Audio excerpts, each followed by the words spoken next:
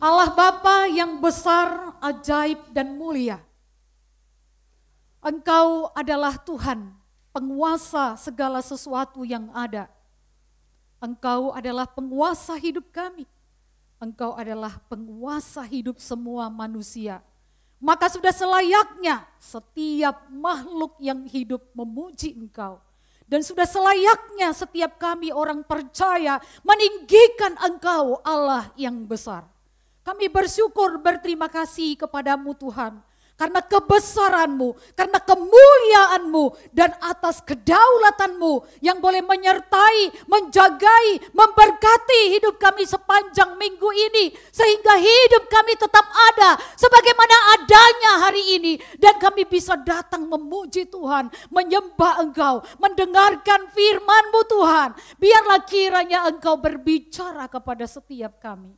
Roh-Mu yang kudus kiranya menolong kami. Supaya sesuai dengan kebutuhan kami Tuhan, kami mengerti apa yang Tuhan katakan kepada setiap kami. Terima kasih Tuhan Yesus. Biarlah setiap umat yang mendengar firman boleh dikuatkan, boleh dihiburkan, boleh diteguhkan, dan boleh juga diajar untuk boleh mengikut Tuhan. Terima kasih Bapa, hamba-Mu yang lemah ini dan terbatas ini. Kiranya Engkau pakai untuk boleh menguraikan firman-Mu Tuhan. Dan setiap jemaat-Mu yang mendengar maupun hamba-Mu yang menyampaikan, kami bersama-sama diberkati oleh Tuhan. Terpujilah Engkau ya Tuhan Allah kami, dalam nama Yesus kami berdoa dan bersyukur. Amin. Jemaat silakan duduk. Shalom Bapak Ibu jemaat sekalian. Hari ini tema firman Tuhan yang akan disampaikan yaitu memperkokoh fondasi. Ya, memperkokoh fondasi. Dan nats firman Tuhan sebagai landasan khotbah hari ini diambil dari Injil Matius pasal 8 ayat 23 hingga ayat 27. Injil Matius pasal 8 ayat 23 hingga ayat 27, demikianlah firman Tuhan. Lalu Yesus naik ke dalam perahu dan murid-muridnya pun mengikutinya. Sekonyong-konyong mengamuklah angin ribut di danau itu sehingga perahu itu ditimbus gelombang, tetapi Yesus tidur. Maka datanglah murid-muridnya membangunkan dia, katanya, Tuhan tolonglah kita binasa. Dia berkata kepada mereka, mengapa kamu takut, kamu yang kurang percaya? Lalu bangunlah Yesus menghardik angin dan danau itu, maka danau itu menjadi teduh sekali. Dan heranlah orang-orang itu, katanya, orang apakah dia ini sehingga angin dan danau pun taat kepadanya. Luar biasa. Puji Tuhan untuk segala kebesaran Tuhan kita Yesus Kristus. Bapak Ibu Saudara jemaat yang dikasihi oleh Tuhan, saya percaya bahwa banyak orang Kristen, orang percaya itu rajin berdoa. Ya. Saya percaya juga bahwa jemaat Gereja Kristen Kalam Kudus Padang ini juga rajin berdoa. Ya, kehidupannya adalah kehidupan yang berdoa. Mau makan berdoa, mau tidur berdoa, mau kerja berdoa. Dalam segala waktu sedapat mungkin berdoa. Ini sangat baik Bapak Ibu sekalian. Ini sangat baik. Karena memang seharusnya demikianlah orang percaya itu di dalam menjalani kehidupan selalu berdoa dan berserah diri kepada Tuhan. Namun permisi tanya, apakah Bapak Ibu orang percaya, orang yang dekat dengan Tuhan karena berdoa, karena begitu dekat hubungannya dengan Tuhan, selalu berkomunikasi dengan Tuhan, tidak menghadapi badai dalam kehidupan ini? Tidak menghadapi masalah dalam kehidupan ini, tidak menghadapi gelombang-gelombang dalam hidup ini. Bapak Ibu, tentu kita semua sepakat mengatakan Meskipun kita rajin berdoa, ya, kita rajin beribadah, kita melayani Tuhan, tidak berarti selalu jalan lancar, ya. Kadangkala Tuhan membawa kita kepada jalan yang mulus, lancar, happy, bahagia, beruntung. Tetapi ada kalanya juga Tuhan membawa kita jalan melalui yang ada ombaknya, yang ada badainya, yang ada gelombangnya. Ya, jadi orang percaya itu ada kalanya juga Tuhan bawa melalui jalan itu. Bukan kepada setiap orang percaya di zaman ini, tetapi juga kepada setiap orang percaya, pengikut Tuhan, murid Tuhan pada zaman dahulu kala, pada waktu Tuhan Yesus masih hidup di dalam dunia ini. Bu, persoalannya adalah sekalipun Tuhan mengizinkan dan membawa kita berjalan melalui badai, melalui masalah, melalui pergolakan. Yang penting adalah bagaimanakah kita menghadapi badai yang ada di hadapan kita. Nah, hari ini dari firman Tuhan ini, Bapak Ibu Saudara, kita akan melihat bagaimana sebenarnya menjalani kehidupan yang diterpa oleh badai agar kita bisa selamat dari badai itu dan badai itu tidak menghancurkan kita, ya. Bapak Ibu, yang pertama. Yang pertama, ketika badai terjadi, ketika masalah menghadang, ketika ada pergolakan persoalan yang mencekam di hadapan kita dan sedang berhadapan dengan kita. Yang pertama yang harus kita miliki adalah meyakini akan penyertaan Allah. Meyakini akan penyertaan Tuhan di dalam kehidupan kita. Tadi dikatakan oleh firman Tuhan, Yesus naik ke dalam perahu dan murid-muridnya pun mengikutinya. Berarti Yesus ada di dalam perahu, murid juga ada di dalam perahu, mereka sama-sama di dalam perahu yang sama, bukan di perahu yang berbeda. Ya, itu kita harus pahami dulu. Yesus di dalam perahu, murid-murid dalam perahu, bukan di dalam perahu yang berbeda, tetapi di dalam perahu yang sama. Terjadi tiba-tiba mengamuklah angin ribut di danau itu. Sehingga perahu itu ditimbus gelombang, tetapi Yesus tidur. Ya, Bapak Ibu, Tuhan Yesus menghadapi badai, murid-murid menghadapi badai. Ceritanya semuanya sama-sama sedang menghadapi badai. Kita jangan pernah berpikir Tuhan gak pernah menghadapi badai. Tuhan Yesus itu pun menghadapi badai. Tuhan Yesus itu pun pernah takut.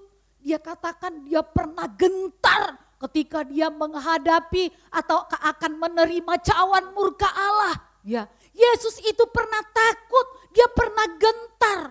Nah, sekarang diperhadapkan kepada situasi badai. Murid menghadapi badai, Yesus menghadapi badai. Tetapi ketika menghadapi badai itu ada perbedaan yang sangat kontras. Nah, ini dia Bapak Ibu Saudara sekalian. Terjadi badai. Murid-murid ini kalau kita lihat, kita telusuri ayat-ayat demi ayat selanjutnya, murid-murid itu sudah takut, panik. Ya, tetapi luar biasanya di tengah-tengah gelombang yang sedang mengamuk itu, Yesus justru tidur. Saya tertarik sekali memahami tentang kata Yesus tidur. Memang ada yang mengatakan karena Yesus sudah seharian lama melayani sehingga dia kecapekan, maka dia tertidur. Iya, karena dia juga menggunakan tubuhnya manusia sebagai manusia. Tetapi Bapak Ibu Saudara sekalian, murid-murid juga sebenarnya di dalam kondisi yang capek. Mengapa? Karena sekalipun mereka tidak menjadi pelaku utama di dalam pelayanan Tuhan Yesus, tetapi murid-murid juga ikut kemana Yesus pergi melayani. Murid-murid juga menyertai Yesus di dalam pelayanannya. Jadi bisa dikatakan juga sama-sama capek gitu loh ya. Tetapi di dalam bagian ini yang dituliskan di dalam ayat 24 ini, Yesus tidur. Saya berpikir bahwa ketika terjadi badai, orang panik, orang takut, orang cemas begitu. Tetapi Yesus tidur. Kenapa Yesus bisa tidur? Itu sekarang yang perlu kita ketahui. Karena kita pun harus bisa tidur nantinya ketika ada badai Bapak Ibu. Kenapa Yesus bisa tidur di tengah-tengah badai yang bergejolak? Perahu sudah diombang-ambingkan oleh badai. Air sudah mulai mau masuk ke dalam perahu. Tapi Yesus bisa tidur. Bapak Ibu, tentu kita mengetahui bahwa Tuhan Yesus, Dia selalu percaya, Dia selalu mengingat bahwa Allah Bapa itu mengasihi dia dengan sungguh. Allah itu tidak pernah meninggalkan dia. Allah itu selalu bersama-sama dengan dia. Kemanapun dia pergi, sesungguhnya ada penyertaan Allah di dalam dirinya. Itu sebabnya Tuhan Yesus berkata di dalam Injil Yohanes, aku dan Bapa adalah satu. Jadi Yesus selalu mengingat di dalam situasi kondisi apapun termasuk badai, dia ingat dan percaya bahwa aku dan Bapa adalah satu. Kesatuan dia, kebersamaan dia dengan Bapa membuat dia ketika menghadapi badai, dia tetap tenang. Dia tetap bisa tidur. Bapak Ibu, ketika kita menghadapi masalah, ya, ketika kita menghadapi badai, termasuk saya, ya, ketika menghadapi badai, wah panik luar biasa bukan? Wah rasanya sepertinya dunia ini mau runtuh. Ketawa Pak Anton, berarti juga ngerasa begitu ya. Sepertinya langit ini mau runtuh, nimpuk kepala saya, terus saya penyet gak bisa apa-apa lagi begitu ya. Mungkin Bapak Ibu Saudara sekalian juga pernah mengalaminya begitu. Tetapi melalui bagian firman Tuhan ini Bapak Ibu kita diingatkan untuk kita meneladani Tuhan kita, Yesus Kristus. Ketika ada badai datang, memporak-porandakan, bahkan mengguncang-guncangkan begitu ya.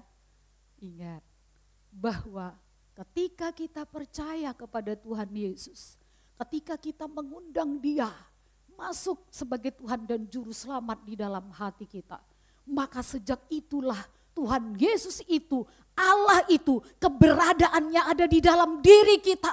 Dia selalu menyertai kita, situasi dan kondisi apapun yang kita hadapi, dia tidak mungkin meninggalkan kita karena dia ada di dalam kita. Dia tidak mungkin masuk keluar dari diri kita. Oh, ini lagi senang saya masuk ke dalam dirimu ya. Oke, kita senang-senang dulu. Kamu lagi menderita, gak enak banget, hidup lu susah, lu ini lagi terpuruk, saya gak mau, begitu kan. Tidak seperti itu Bapak Ibu Saudara. Tetapi ketika kita sungguh-sungguh percaya pada Tuhan, dia masuk dalam hati kita ketika kita undang dia sebagai Tuhan dan Juru Selamat kita. Maka pada sejak itulah apapun yang terjadi dalam hidup kita, terjadi pun badai-badai yang mengerikan dalam hidup kita, sesungguhnya dia selalu bersama-sama dengan kita dan menjaga kita. Maka Bapak Ibu kita harus seperti Tuhan Yesus. Saya pun mengingatkan diri saya.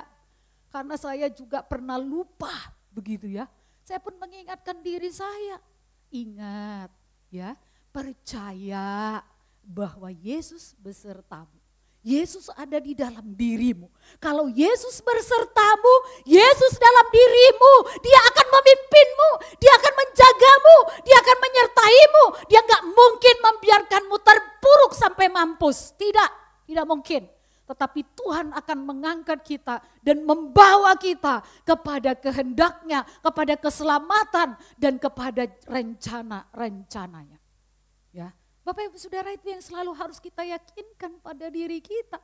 Yakini bahwa ada penyertaan Allah dalam hidup kita. Maka mari mulai sekarang ketika ada masalah jangan kita ketakutan dan terpuruk. Ya. Bapak Ibu, jemaat yang kedua. Yang kedua, yaitu tetap percaya meski di tengah badai. Meski percaya, tetap percaya, tidak ragu, itu maksudnya ya. Tetap percaya meski di tengah badai. Ya. Firman Tuhan berkata, maka datanglah murid-muridnya membangunkan dia. Katanya, Tuhan tolonglah. Bapak Ibu, ketika ada badai, ada rasa takut. Itu sebenarnya wajar, itu normal. Itu sangat manusiawi. Itu adalah sesuatu yang tak terhindarkan dari diri kita sebagai manusia yang tidak mungkin ketika ada badai, enggak apa-apa, enggak mungkin itu. Pasti akan ada rasa takut, ada rasa gentar. Tetapi ingat Bapak Ibu, ketakutan, takut tapi kalau sudah menjadi ketakutan yang berlebihan, itu menjadi berbahaya. Ketika kita takut, kita minta tolong kepada Tuhan, itu sangat baik sekali. Ketika kita merasa cemas, Tuhan tolonglah saya, itu baik sekali. Jangan berdiam diri atau jangan sampai memandang-mandang situasi dan kita kalah terhadap situasi tersebut. Tetapi kita perlu berseru kepada Tuhan, Tuhan Yesus tolonglah. Itu baik sekali. Tetapi menjadi suatu masalah jika ada masalah, ada badai, mungkin badai itu sangat bergelora dan kita sangat ketakutan sehingga kita berpikir kita akan binasa. Nah ini yang menjadi masalahnya. Masalah daripada murid-murid ini bukan karena dia takut atau karena dia minta tolong, bukan. Tetapi ketika dia takut, dia minta tolongnya karena dia takut, dia binasa. Nah ini tuh berbahayanya. Bapak Ibu, saya berpikir bahwa murid-murid ini kan sudah diombang-ambingkan dengan gelombang yang begitu dahsyat, badai yang begitu dahsyat dan mencekam begitu. Tetapi kalau kita perhatikan, berarti badai yang bergelora itu mungkin berusaha juga mencabut, yaitu pondasi iman daripada murid-murid. Nah ini yang berbahaya.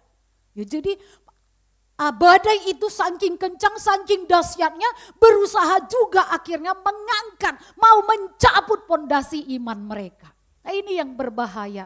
Dan ini sebenarnya yang tidak boleh di dalam diri orang percaya. Ya, takut minta tolong oke, tapi jangan pernah masalah membuat kita berpikir, membuat kita ragu akan kuasa Tuhan, akan pertolongan Tuhan, akan keselamatan daripada Tuhan.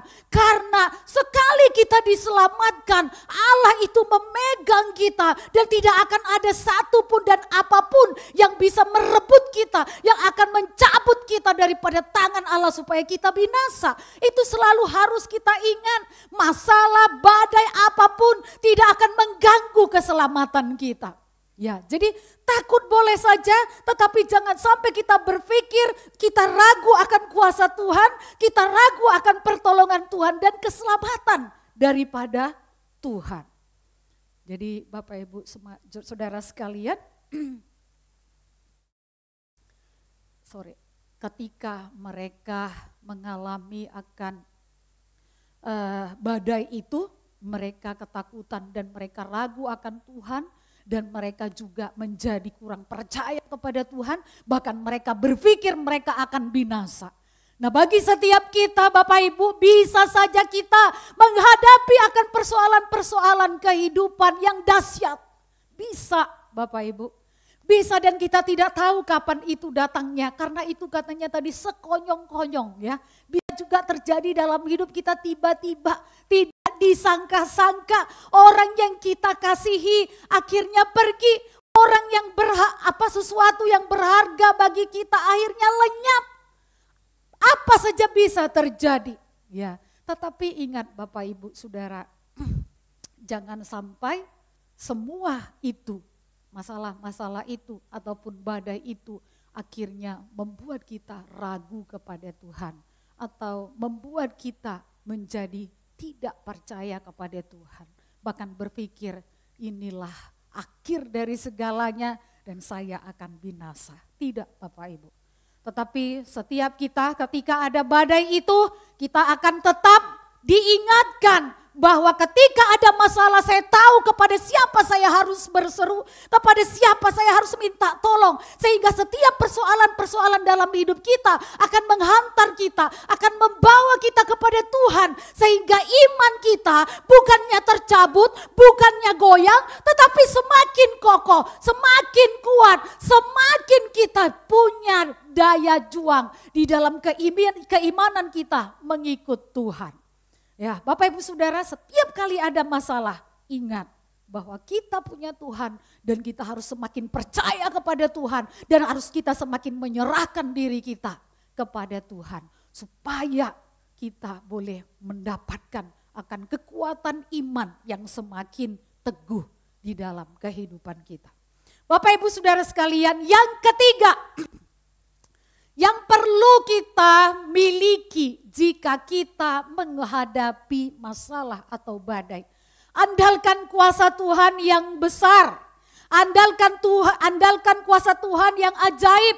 Andalkan kuasa Tuhan yang luar biasa. Ingat, kita memang biasa, tetapi Tuhan Maha Kuasa. Dia besar, Dia ajaib, dan Dia mulia. Tetapi Bapak Ibu, kalau kita lihat dari firman Tuhan, khususnya di dalam pasal yang sama, di dalam bagian firman Tuhan ini, murid-murid itu sering sekali melihat Yesus menyembuhkan orang yang sakit kusta. Itu ada di dalam pasal yang sama. Murid-murid juga melihat bahwa Yesus menyembuhkan mertua daripada Petrus. Ya, murid-murid juga melihat bahwa kuasa Tuhan Yesus itu luar biasa ajaib, bisa melakukan apa saja. Tetapi Bapak Ibu, ketika mereka diterpa gelombang, diterpa badai, mereka tidak mengandalkan kuasa Tuhan yang besar itu bekerja sehingga ketakutan yang menguasai diri mereka bukannya keberanian oleh karena adanya kuasa Tuhan di dalam hidup mereka. Bapak Ibu, kita tahu bukan kalau kita mempunyai Allah yang besar. Kita mempunyai akan Tuhan yang ajaib, Tuhan yang mulia, Tuhan yang dahsyat.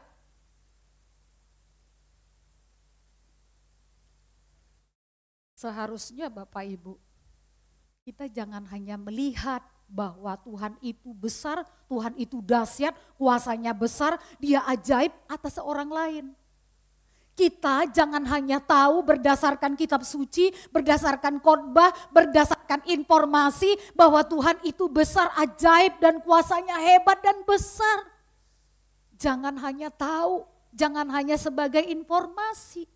Tetapi ketika kita mengalami sendiri akan badai kehidupan itu di dalam hidup kita, Bapak Ibu, kita harus datang kepada Tuhan Yesus dengan iman dan mulai mengandalkan kuasanya yang ajaib itu bekerja, menolong, menyelamatkan dan membebaskan kita. Kalau tidak, maka kita hanya melihat, kita hanya mendengar, kita akhirnya hanya mengetahui, tetapi kita tidak mengalami bukti-bukti tersebut terjadi dalam diri kita. Maka Tuhan sebagai Allah yang besar dan ajaib itu hanya bagi orang lain. Itu hanya di dalam kitab suci, itu hanya dalam pengetahuan kita. Karena apa? Karena kita tidak berusaha mengandalkan Tuhan di dalam masalah yang kita jalani, hidup atau hadapi, supaya kuasa Tuhan itu bekerja di dalam diri kita. Bapak Ibu, bagaimana kita menjalani akan masalah-masalah hidup kita sehari-hari? Bukankah kita juga sering menghadapi badai dan kita tahu bahwa kita mempunyai Allah yang besar. Ya, kita mempunyai Tuhan yang ajaib. Apakah kita sudah mengandalkan Tuhan? Apakah kita sudah datang dengan iman bahwa Dia bisa dan sanggup menolong kita dan menyelamatkan kita dari persoalan yang kita hadapi? Saya sangat saya sangat kagum melihat ada cerita seorang jemaat berkata, bahwa dia pernah mengalami satu bisnis yang hancur. Yang tadinya mungkin bisnisnya itu baik begitu, lalu kemudian bisnisnya itu hancur dan dia tidak tahu harus berbuat apa-apa. Tetapi dia pergi mungkin sharing kepada seorang hamba Tuhan dan dia mengatakan, bisnis saya hancur, apakah masih bisa dipulihkan? Bapak Ibu, seorang hamba Tuhan berkata kepadanya, Lazarus yang sudah mati aja, sudah dikubur, sudah membusuk, sudah bau, sudah mati dan sudah ada dalam kuburan selama 3 hari. Bisa dibangkitkan Tuhan, bisa diperintahkan Tuhan keluar, bisa dihidupkan. Apalagi hanya masalahmu, apalagi hanya bisnismu, apalagi hanya uangmu. Bapak Ibu, saya juga di situ merasa tertegur begitu ya ketika jemaat berkata begitu.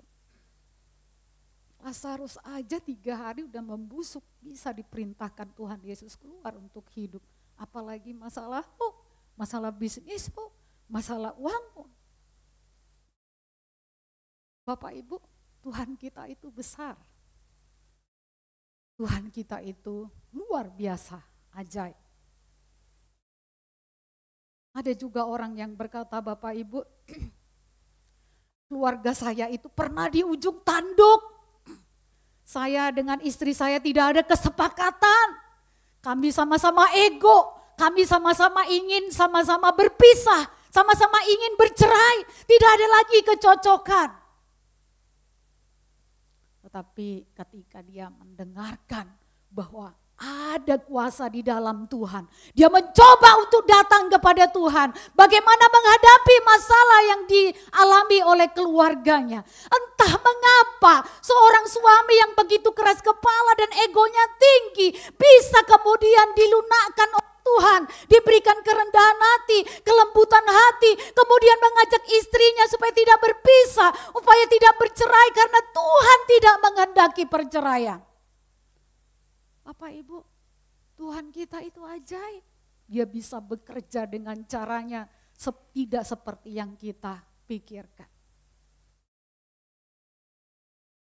Bapak Ibu, ada juga seorang yang punya penyakit. Sudah dideritanya, sangat menyakitkan dan menyiksa. Tiap hari mengerang, rasanya luar biasa sakitnya. Wah, saya pun kalau ada orang sakit dan kesakitan, saya itu sangat tidak kuat sebenarnya melihat begitu ya, bahkan mendengarnya. Saya merasa pun kalau ada orang sakit, sangat kesakitan tetapi dia tetap percaya pada Tuhan, saya akan sangat kagum kepadanya. Itu saya secara pribadi. Bapak Ibu, ada seorang yang sakit, dia sudah lama sakit, dia mengerang kesakitan. Tetapi tidak pernah ada yang mengatakan kepada dirinya bahwa kuasa Yesus itu besar, kuasa Yesus itu ajaib, dia bisa melakukan seperti yang dia mau. Wah, Bapak Ibu, orang yang kesakitan itu setelah mendengar itu, orang yang menceritakan itu sudah pulang, kemudian dia ambil keputusan untuk datang kepada Tuhan Yesus. Tuhan Yesus, kalau engkau memang besar, kalau engkau memang Allah yang ajaib, tolonglah saya, selamatkanlah saya tidak kuat, saya tidak tahan menanggung sakitnya ini. Tuhan, kalau engkau menyembuhkan saya akan menjadi orang percaya, saya akan menjadi orang yang setia kepada Tuhan. Memang ada janji Bapak Ibu, tetapi orang tersebut mengalami kuasa Tuhan dan menyembuhkan dia. Bapak Ibu, Tuhan Yesus itu adalah Allah yang besar. Tetapi dia akan menjadi kecil jika kita tidak membuat dia besar di dalam diri kita. Dia tetap besar, tetapi kita membuat dia kecil. Bagi kita dia kecil, meskipun dia tetap Allah yang besar. Tetapi karena Allah itu besar dan kita membuat dia memang besar, maka kebesaran Allah itu akan terjadi di dalam diri kita. Maka kuasa keajaibannya itu pun akan terjadi di dalam hidup kita untuk menyelamatkan kita. Bapak Ibu, di dalam badai kehidupan kita, jangan kita lupa bahwa Allah menyertai kita. Jangan kita ragu, tetapi tetaplah percaya kepada Tuhan. Dan andalkanlah kuasanya yang besar di dalam hidup kita, agar kita bisa menang, agar kita bisa berhasil menghadapi badai kehidupan kita. Kiranya Tuhan Yesus memberkati. Mari kita berdoa. Bapa di surga, terima kasih untuk firman Tuhan. Kami bersyukur boleh melihat bagaimana Tuhan Yesus menunjukkan bagaimana menghadapi akan badai kehidupan. Bantulah kami Tuhan, tolonglah kami Tuhan. Karena ada badai dalam hidup ini sering terjadi, baik yang besar maupun yang kecil. Tetapi biarlah kami percaya bahwa Engkaulah Tuhan yang tidak pernah meninggalkan kami, yang akan membantu dan menyelamatkan kami untuk menghadapi badai, bahkan menyelamatkan kami karena Engkau adalah Allah yang besar. Terima kasih Tuhan, dalam setiap akan badai dan persoalan hidup jemaat-Mu, ingatkan mereka untuk beriman, untuk mereka boleh percaya bahwa ada jalan keluar yang luar biasa dan dahsyat di dalam Tuhan Yesus. Sehingga kami tidak terpuruk, kami tidak menjadi lemah, dan kami tidak menjadi jatuh ke dalam dosa. Terima kasih Bapa, kami bersyukur menyerahkan hidup kami ke dalam pimpinan-Mu. Biarlah kiranya kuasa keajaiban-Mu senantiasa menyertai kami dan senantiasa kami andalkan dalam hidup kami sekalian. Terpujilah Tuhan, demi nama Yesus kami berdoa dan mengucapkan syukur. Amin.